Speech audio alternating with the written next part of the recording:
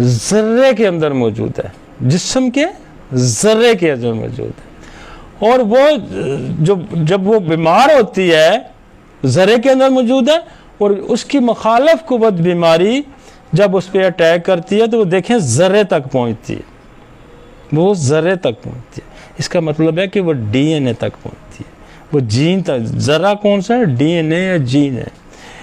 तो ये जो है ये उस तक इसकी एक्सेस होती है। हमारे चूँकि हम एक एक्सपीरियंस बात कर रहे हैं कि हमारे एक बच्चा बीमार पैदा हुआ, वो नॉर्मल पैदा हुआ, हमने उसकी माँ का इसी बेस पे इलाज किया, उसके यहाँ नॉर्मल बच्चा पैदा हो गया, तो हमारा क्लिनिकल ये प्रूविंग है, हमारा ये एक्सपीरियंस है, हमारा ये रिजल्ट है, और उसका डाटा हमारे पास मौजूद है। ये नहीं है कि आप 1993 का रजिस्टर खोलेंगे तो उसमें भी आपको आज यहाँ पड़ा होगा, खोलें तो वो रिकॉर्ड मौजूद है। 95 ऑनवर्ड हमने कैंप शुरू किया तो 95 का किसी दिन का भी आप किसी बच्चे का भी आपको रिकॉर्ड खोलेंगे तो उसकी पूरा डाटा हमारे पास, नाम, वालिद, उम्र, इलाका कहाँ से और बीमारी क्या मौजूद होगा। तो ये कोई स्पेकुलेशन बेस बात नहीं।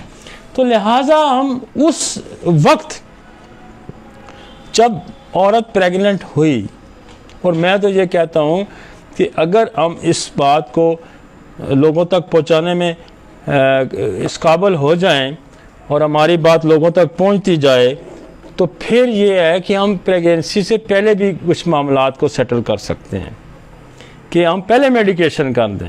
और मैं ऐसे करता हूँ कि मैं कहता हूँ कि मेरे पास कोई आता है, मैं कहा जी आपने 3-4 महीने प्रेगनेंसी नहीं लेनी है, हमने दोनों को ट्रीटमेंट दे देना है और उसके बाद आप प्रेगनेंसी ले लें। फिर हम मर्द का इलाज छोड़ देते हैं, औरत को हम कहते हैं कि आप 9 मंथ आप ट्रीटमेंट दें ताकि कोई भी थोड़ी मोटी जो अंदर इबनॉर्मलिटी रहती है वो क्लियर होती जाए। तो कहने का मकसद है कि बुनियाद हमने सेट कहाँ करनी है, इस स्टेज में। उसके बाद टाइफाइड है,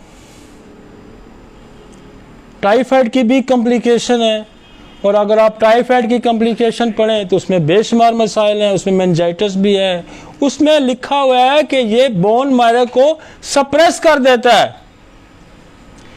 मलेरिया की कॉम्प्लिकेशन है कि वो भी बोन मैरो को सप्रेस कर देता है। सिफिलिस की कॉम्प्लिकेशन ये है कि ये भी बोन मैरो को सप्रेस करता है। साइकोसिस की कॉम्प्लिकेशन है कि ये भी बोन मैरो को सप्रेस करता है। और ट्यूबरक्लोसिस की कॉम्प्लिकेशन है, ये भी बोन मैरो को, कैंसर तो ऑलरेडी उसको सप्रेस करता है।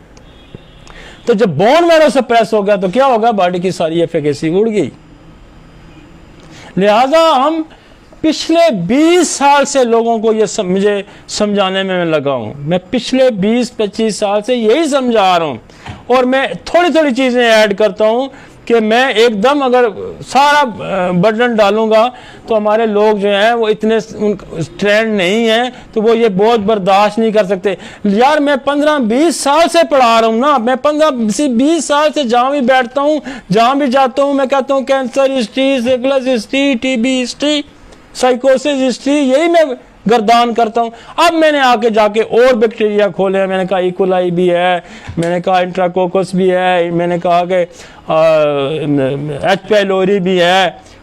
तो थोड़े हम ऐड करते हैं, इसलिए करते हैं कि ताकि वो पिछला तो अब दिमाग में बैठ गया, अब मज़ीद उसके अंदर एक एक सफ़ा और लगाते जाओ, ठीक है ना।